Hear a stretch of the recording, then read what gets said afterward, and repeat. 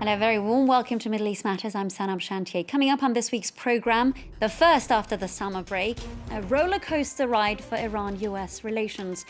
Hopes emerge and fade for negotiations between the two countries on Tehran's contentious nuclear programme. Israel reportedly strikes Iranian allies, escalating tensions inside the region. Prime Minister Benjamin Netanyahu and Hezbollah leader Hassan Nasrallah have been exchanging tit-for-tat rhetoric. Also coming up on our show this week, we take a ride with radio host and blogger Big Hass.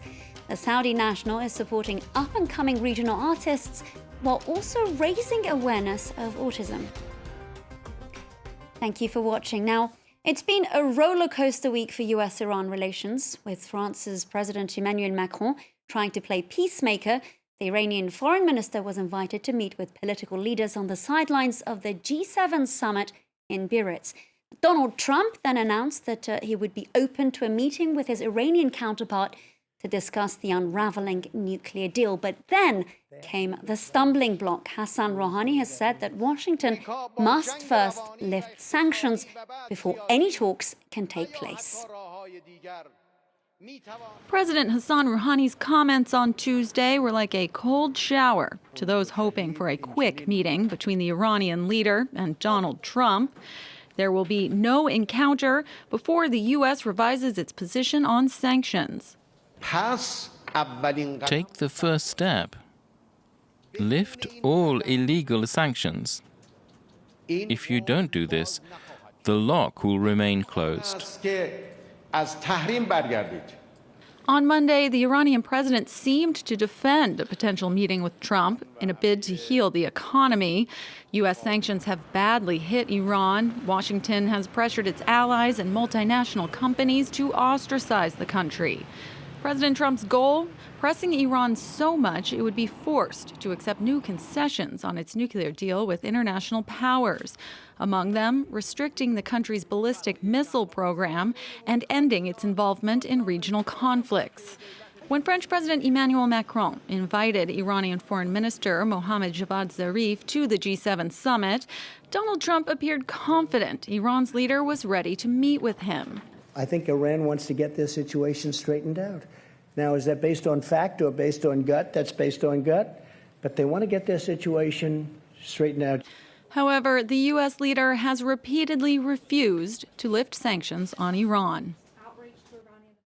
Staying with Iran, several of the country's allies have been hit over the past days in Lebanon, Syria and Iraq. According to local media reports, it is Israel that's suspected of carrying out these airstrikes. Meanwhile, Hezbollah leader Hassan Nasrallah has threatened to retaliate.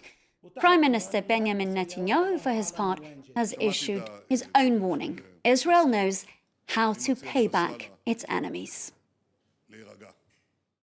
Turning our attention to Iraq's counter-terrorism operation, dubbed the most popular fighting force in the Middle East.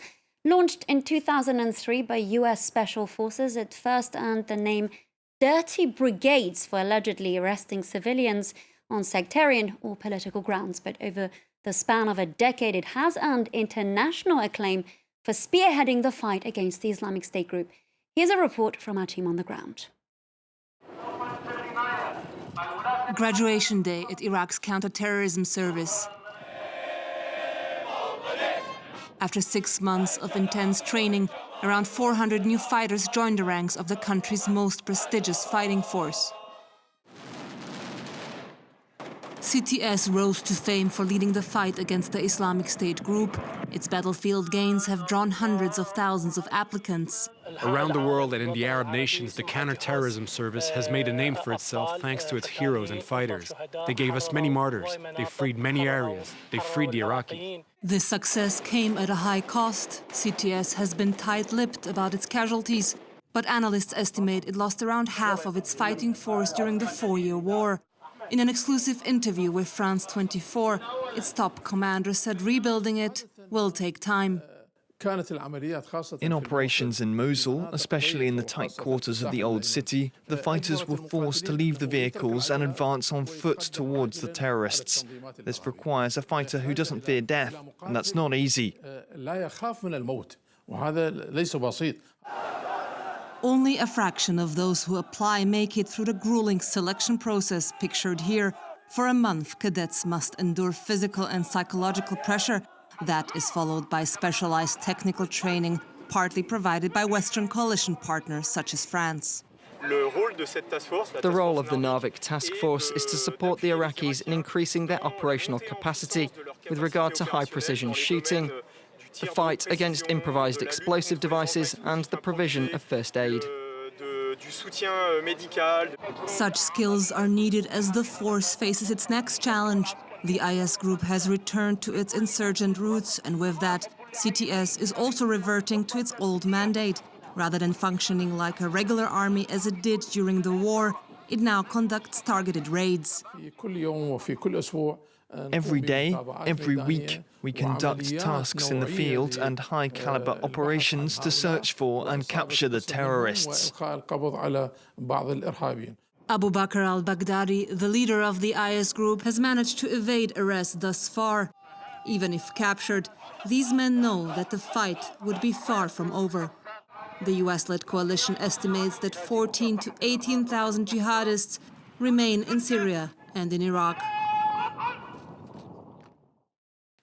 It's time now for our guest of the week, Hassane Dennaoui. Also known as Big Hass, the 39-year-old was the host of Saudi Arabia's only hip-hop radio program. Today, he's also at the helm of a YouTube show called Buckle Up, which is a colourful array of interviews inside a car with local and regional talents. Big Hass joins us from Dubai. Thanks so much for being with us on Middle East Matters. Assalamu alaikum. Of course, Sanam, and big up to you, and thank you for the opportunity. I'm a big, huge fan, so it's an honor to be here.